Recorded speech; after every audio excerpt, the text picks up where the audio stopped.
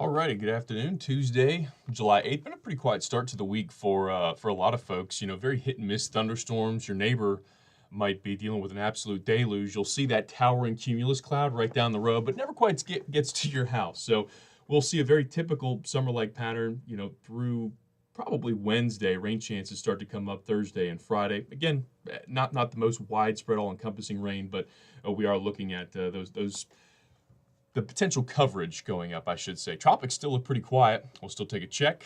And the beach weather, if you're headed down there for the next couple of days. I mean, that's the time of year. My neighbors were like, hey, how's the beach looking? I said, well, pretty good. You let me know. I'd love to be down there. So let's talk about it. We'll start with what's happening right now. It's just after 3 o'clock. We look at the composite radar here, and first thing you'll probably notice is over in Mississippi near Starkville, we've got a cluster of thunderstorms.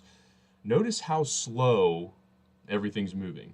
This time of year, the steering winds, mid to upper levels, are so slow, doldrum-like. There's just not a whole lot of steering. So these kind of pulse up and meander about. You'll have a thunderstorm, you'll tower up, it'll bottom out, and then you'll see another one bubble up in its place, just north, south, east, or west. So these don't move very quickly, and that's the problem with some of these is you'll see, half inch of rain in one spot, and right down the road you might not get anything. So tough to quantify, rain totals with this. But again, these are gradually shifting with a very, very light westerly breeze into western Alabama. Pickens, Greene, Hale, Sumter County, even Tuscaloosa, seeing a thunderstorm. So let's go to the radar. We'll pick the Birmingham site first, and you can see over near Tuscaloosa, a thunderstorm there approaching the south side. It's near Livingston, Livingston up to Foster's, rain the entire way. Moundville, you're about to hit this 69, runs right there down through Hale County. This is coming right up there, and will gradually, if it holds together, hit western Bibb County over the next couple of hours. So again, we'll watch this approaching the metro over probably the time when people are getting ready to head home. But I think the most active thunderstorms, the best coverage really over in the Golden Triangle area. Eupora down to Louisville, that Highway 25 stretch that runs all the way down through Philadelphia. Kosciuszko getting some heavy rain.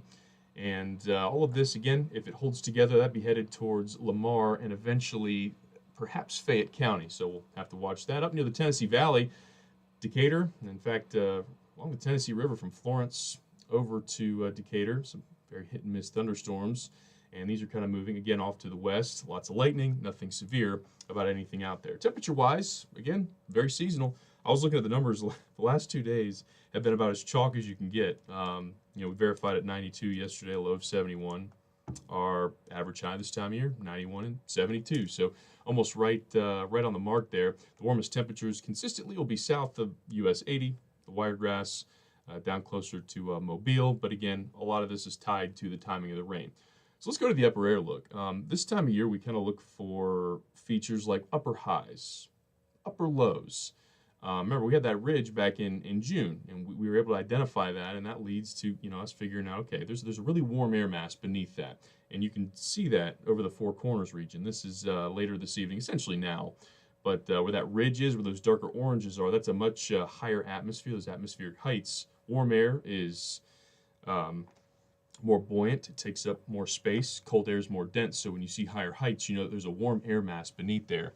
And there's been some heat advisories in that part of the country. But over the next several days, our winds aloft, they're west to southwesterly. They're just very, very light.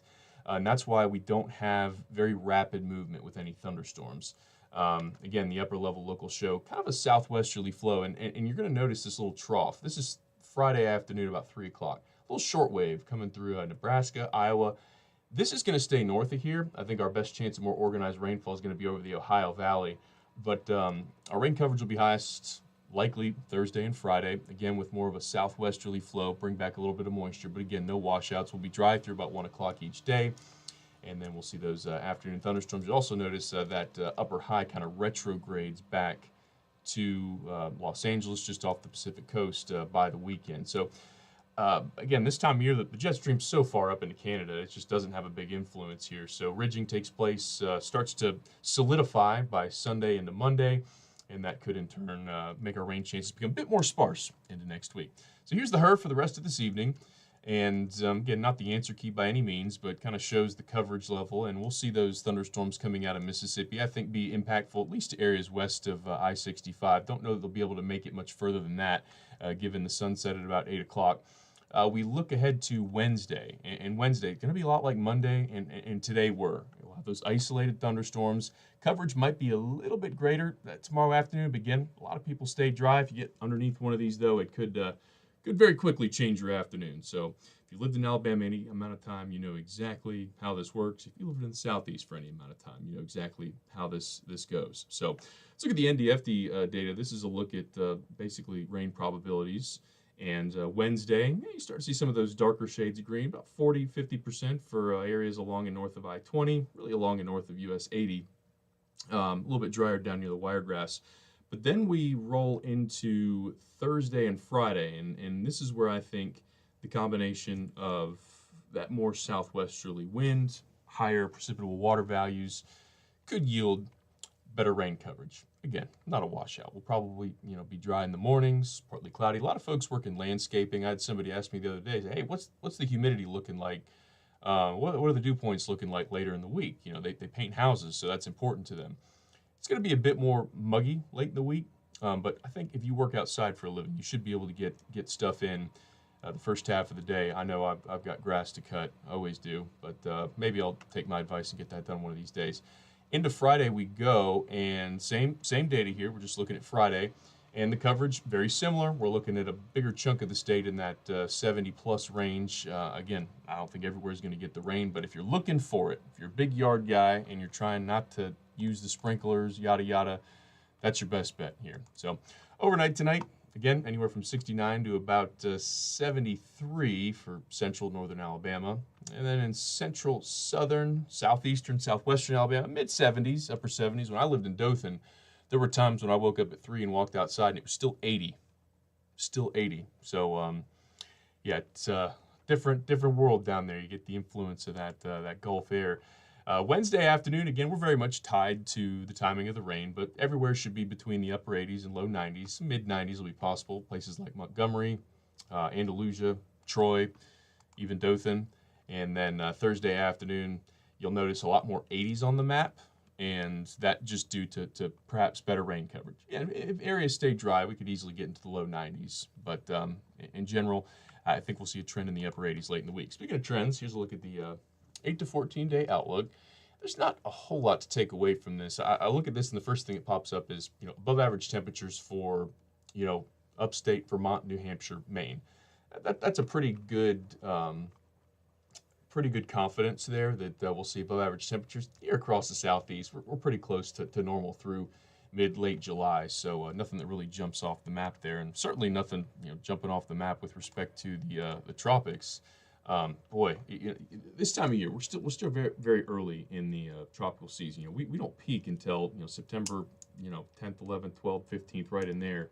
But it's always good to see things very quiet this time. You get a lot of convection through the Caribbean, but nothing organized. We a lot of times this point in the year we'll look at the more shallow water basins that warm quicker, but we also keep an eye on those tropical waves coming off the African coastline, and they're all very quiet.